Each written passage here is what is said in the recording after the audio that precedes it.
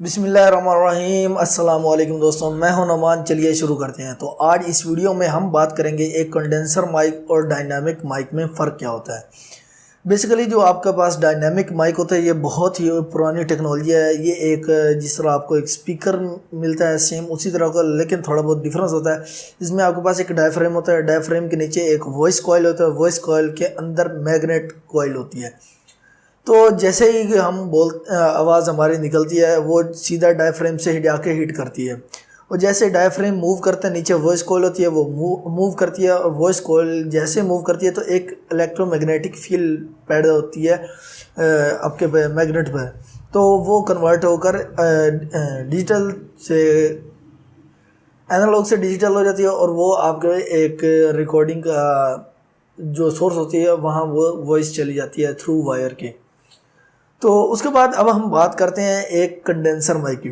तो बेसिकली ये condenser mic जो है ये डायनेमिक माइक के बाद तारुफ कराए गए थे। इसे हम ज़्यादातर इस्तेमाल करते हैं वोकल्स रिकॉर्डिंग के लिए स्टूडियो में।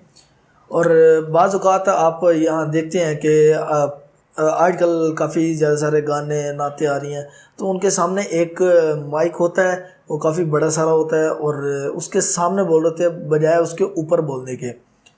तो मैं आपको इस वक्त मेरे पास कोई माइक पड़ा नहीं है, तो नहीं तो मैं आपको दिखा देता भाई ये किस तरह वर्क करते हैं।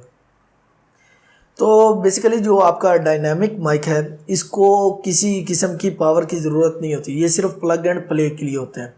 और जो आपके पास कंडेंसर माइक होते हैं इनके लिए आपको 48 वोल्ट फैंटम पावर चाहिए होती है।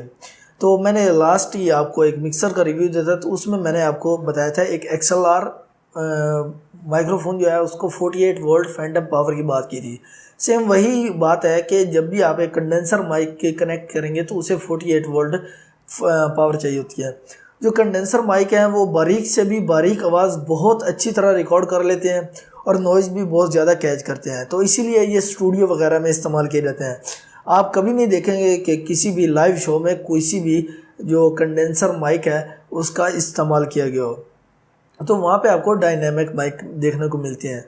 जो कंडेंसर माइक है ये बहुत ही अच्छी क्वालिटी होती है बजाय डायनेमिक माइक के। डायनेमिक माइक चीप होते हैं, और एक जो कंडेंसर माइक होते हैं वो डायनेमिक माइक के निस्बत बहुत ज़्यादा एक्सपेंसिव होते हैं।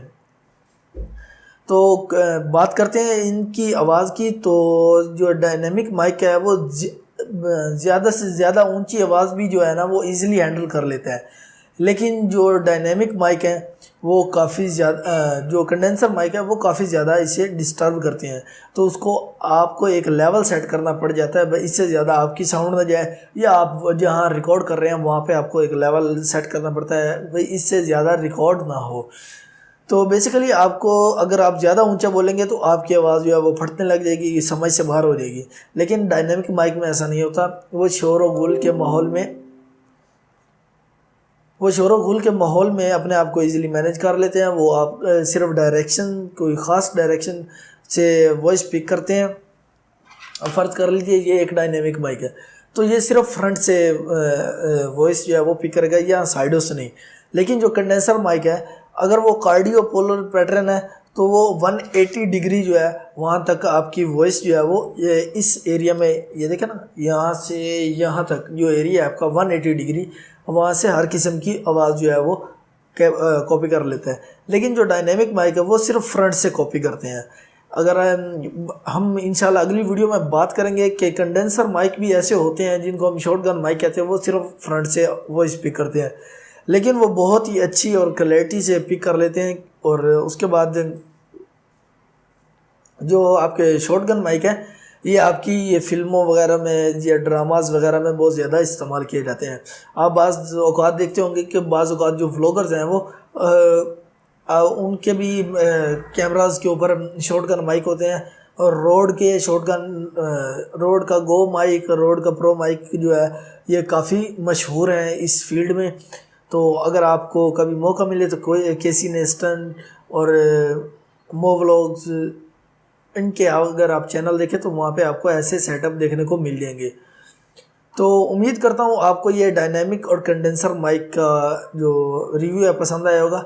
रिव्यू तो नहीं, खैर इसके बारे में मैं आपको बता रहा हूँ। अगर आपको ये पसंद आई होगी नंबर 2 मैं अभी आपसे बात करता हूँ कि किस माहौल में कौन सा माइक जो है वो ज़्यादा अच्छा है। तो सबसे पहले हम बात कर लेते हैं कि जो कंडेंसर माइक है वो आप किसी ऐसी जगह इस्तेमाल कर सकते हैं जहां आपका ज़्यादा से ज़्यादा शोर ना हो, ज़्यादा से ज़्यादा आप साइलेंट हो और आपके इर्द गिर्द के एरिया साइलेंट हो, आपके यहाँ फोम्स वगैरह लगे हों, वहाँ जो है वो कंडेंसर माइक अच्छी तरह काम करते हैं, अच्छी तरह वॉइस रिकॉर्ड करते हैं और बहुत ही क्रिस्प किस्म की साउंड जो है वो कंडेंसर माइक रिकॉर्ड करते हैं। उसके बाद आपके पास जो डायनामिक माइक है वो आप किसी भी शोर-गुल के एरिया में, जैसे एफएम रेडियो लाइव में आप इस्तेमाल कर सकते हैं, आप किसी शो में इस्तेमाल कर सकते हैं, किसी लाइव स्टेज के लिए इस्तेमाल कर सकते हैं। तो ज़्यादातर जो हम डायनामिक माइक यूज़ करते हैं, लेकिन जो वो चीप भी होते हैं और कंडेंसर माइक जो है ये एक्सपेंसिव भी होता है और यह ज़्यादातर सिर्फ वोकल्स रिकॉर्ड करने के लिए इस्तेमाल किया जाता है।